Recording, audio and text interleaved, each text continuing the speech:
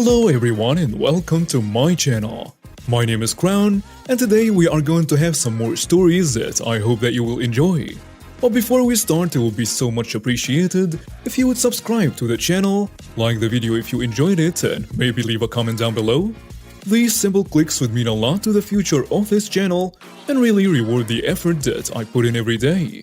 And now, without further ado, let's go! First story. Assaulted even though I don't work there. This is my encounter with an entitled crazy woman that thinks the world should always bow to her wishes. A little background. I'm single, have never remarried after my wife passed away from a sudden and deadly illness. And since the pandemic hit my grandmother who's in her 90s, and my cousin and her mother have been living with me. Never had any problems with them, and they do help around the house as they can and even pitch in on the bills from time to time, which I love about them. My cousin is a special needs boy and has a compromised immune system, as well as my grandma being old does not have as strong an immune system as she used to. As such, when I do have to go out, I take the precaution of taking a shower when I come home and put on a fresh set of clothing, taking care to not expose them to the worn set before I wash them. Necessary in my view with the pandemic going on. Normally I would order in whatever we need, but at the time this happened I could not. Something to do with their system going buggy or something. With that, let's get on with the story. This happened a little earlier today and I'm still fuming over it. Yes, I did press charges. Earlier today, I decided to go shopping even though some members of the household are at higher risk for the pandemic going on.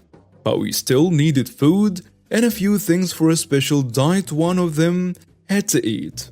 I went into the store once I got there, grabbed a cart and began to shop. I had been shopping for about 20 minutes when I heard someone snapping their fingers. I ignored it because, well, I didn't work there. I was wearing jeans and a black shirt with Insane Clown Posse on it. No way anyone could mistake me for an employee, or so I thought. The next thing I knew is someone yelling in my ear, "Are you going to help me or not?" I jumped, exclaiming loudly, "What the hell?" When I got turned around, there was a Karen. Short-haired in clothes one size too small for her, large and with a sour look on her face. She shouted again, "Help me now or I'm getting you fired." I told her just as loudly, "I don't work here, lady. Now duck off and go bother an actual employee." She stepped back mouse agape like she had never been shouted back at in her entire life and wound up to slap me. I blocked her swing and said, "That's one." She tried to slap me again and I blocked it. "That's two. One more and I will slap you back, witch." She screamed, "I'm getting you fired!" And she stomped off. I yelled, "Don't let the doorknob hit you on the way out, jerk," as she left. I saw her shoulders jerk as if she had gotten hit in the back and kept going. I continued with my shopping, albeit angrily. I was done with people at the moment and wanted to finish and get back home. An employee approached me and asked what all the yelling was about, so I told her everything. I could tell she was smirking when I told her what I said as a crazy woman stomped off. So we chatted as I shopped, and the employee's words were helping considerably to calm me down when we heard that nasty voice again. "That's him, the one who wouldn't help me and threatened me when I asked for his help. I want him fired right now." The manager looked confused. "Ma'am, he doesn't work here. I cannot fire customers." "Yes, he does." She yelled at him. "Fire him right now or I'm filing a complaint with corporate." "You're certainly welcome to do that, ma'am. But he doesn't work here." She lost her mind then. Her face went purple and she charged at me and managed to slap me this time. I normally am opposed to hitting women, but out of pure defensive instinct, I slapped her back, hard enough to spin her around and knock her down. By this time, store security had arrived and restrained me, thinking I was the one to instigate the incident. The crazy woman got up off the floor and started screaming assault and demanding the police be called. In the meantime, she tried several more times to get to me and slap me again, and wound up being restrained herself. During this, the employee had been speaking to the manager over her yelling and told him what had actually happened and that she had heard her demands 2 aisles away and came to investigate.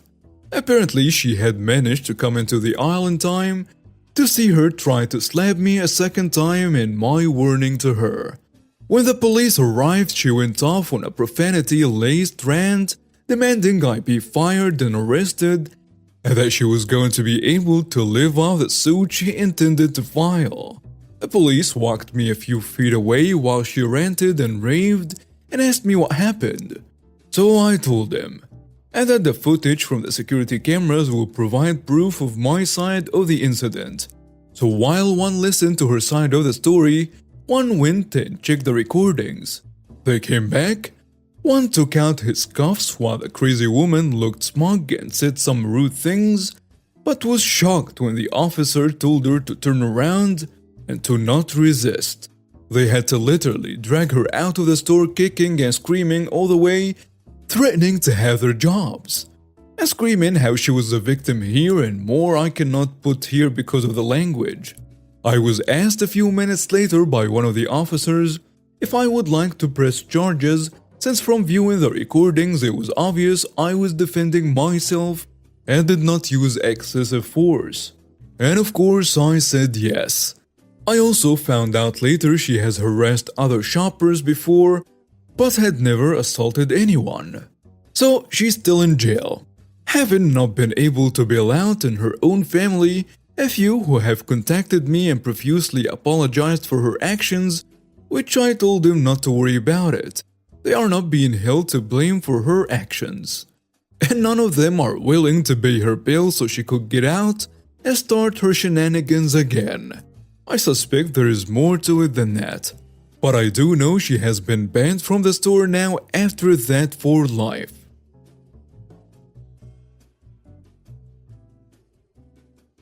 Next story.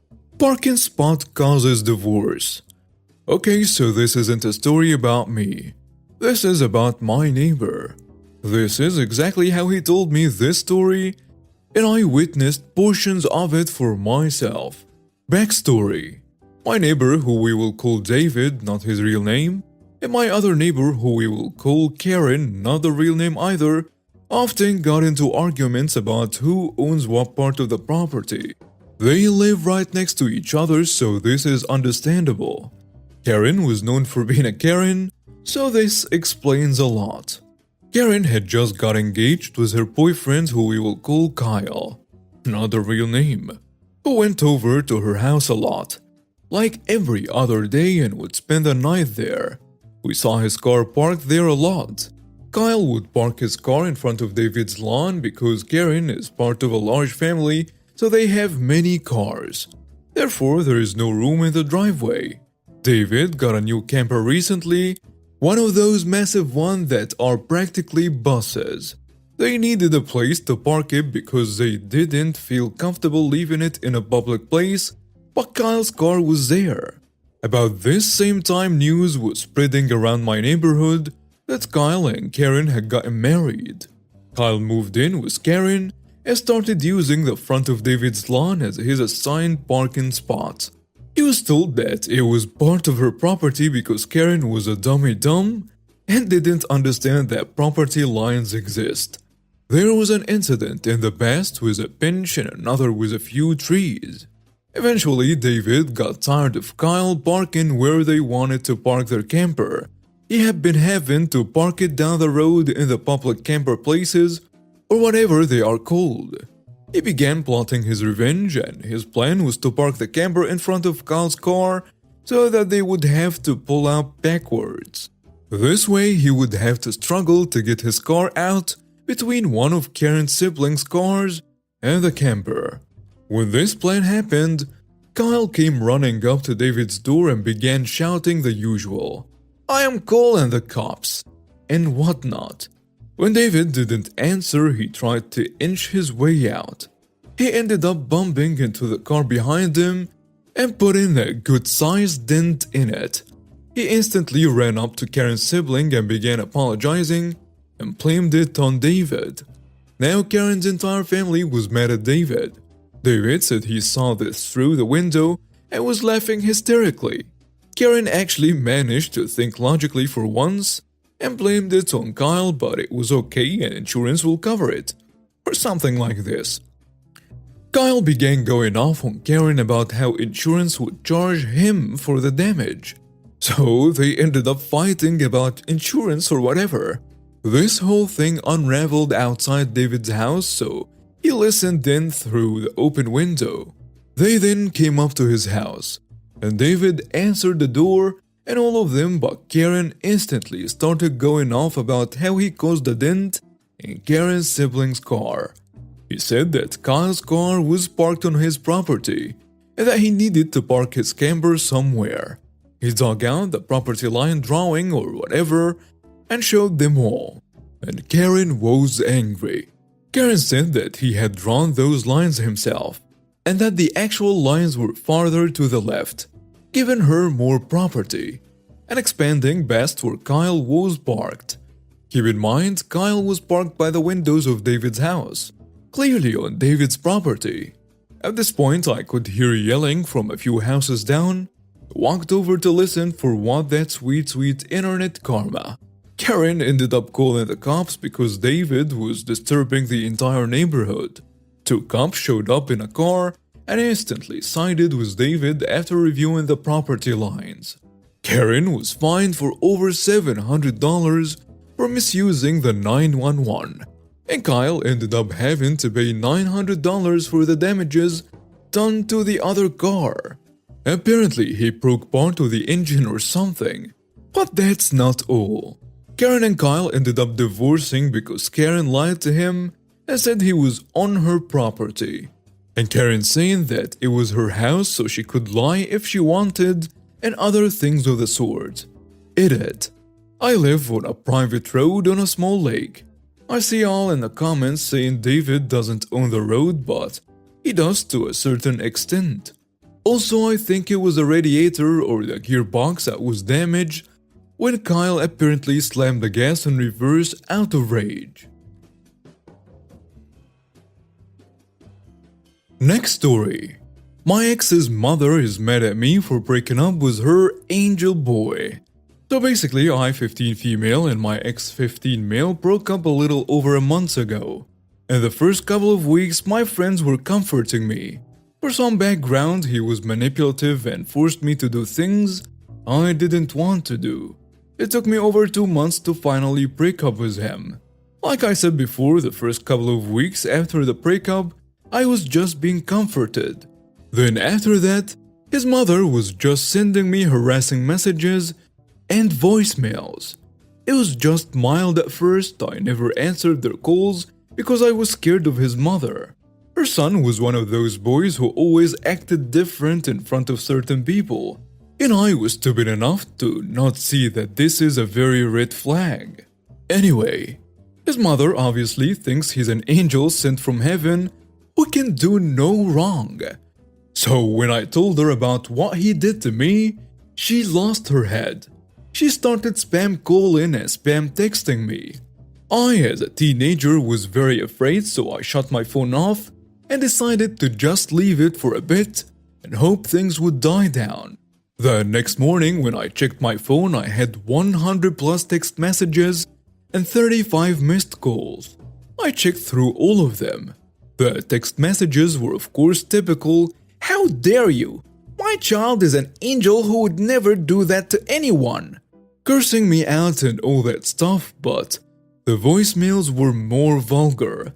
She said that she was going to find where I lived and hurt me. And in one of the voicemails, I will never forget what she said.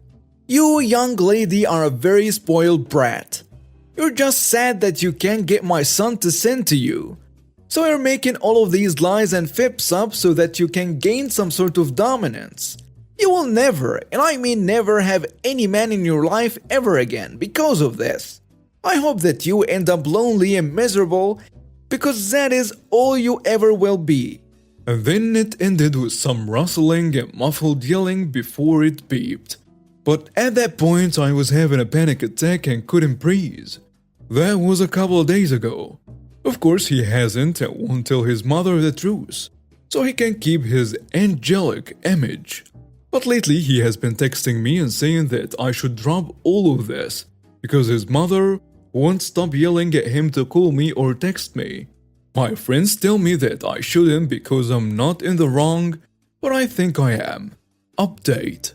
This morning I told my parents about what happened and asked them if they could give her a call to talk to her. They haven't told me anything yet because they are both at work, but I haven't gotten any messages or calls from my ex.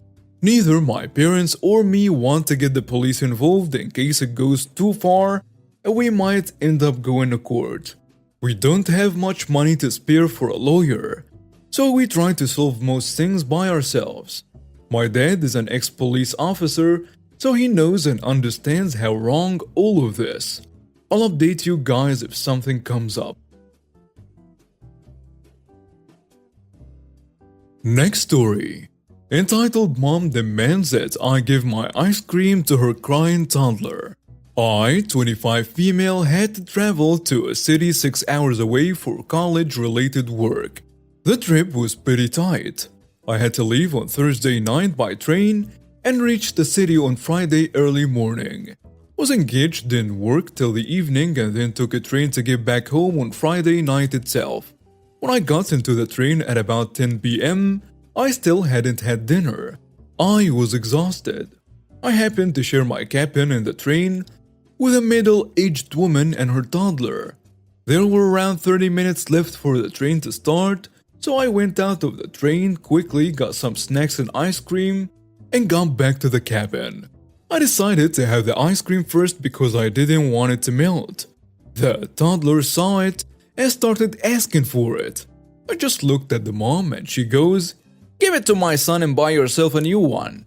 I was taken aback because she wasn't even requesting. She was demanding. I was way too exhausted to take any nonsense from anyone at this point, old or young. I continued having the ice cream and told the woman, "The shop is right there. They have all flavors." The toddler started crying loudly and I plugged in headphones. The mom started yelling at me and said things like, "You're a brat. You're heartless for doing this to a child. You're trying to make me miss a train." And other things I couldn't hear because, well, I put the music in full volume. I did not feel guilty about finishing the ice cream in front of a crying toddler because I was really pissed at that moment. Not gonna lie, I felt bad for the kid sometime later and thought of offering him some chips, but I didn't want to engage in any form of conversation with the mom. The remainder of the journey was in utter silence. I told my boyfriend about this after I came back home, and he thinks it's hilarious, but my mom was not happy about this. She was more shocked than angry because I have always been great with kids, and she couldn't believe that I would do that to a kid, even if the mom was annoying. But I've been reaffirmed by strangers on the internet that I did nothing wrong. And now we have reached the end of today's stories. Thank you for watching and see you next time.